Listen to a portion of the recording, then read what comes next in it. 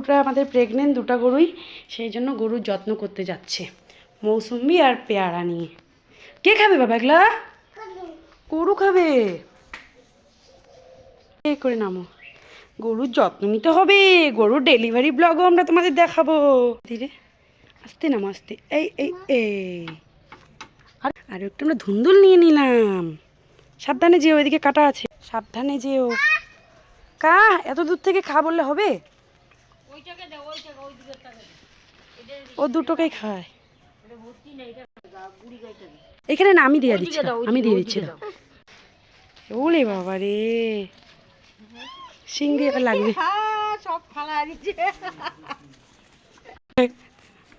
ওইটা খুঁজতেছে বেচারাটাকে একটা দেও।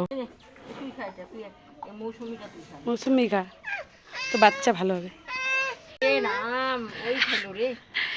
আসলে চাবাচ্ছিল জন্য খায় নাই, নাহলে ঠিকই খাইতো।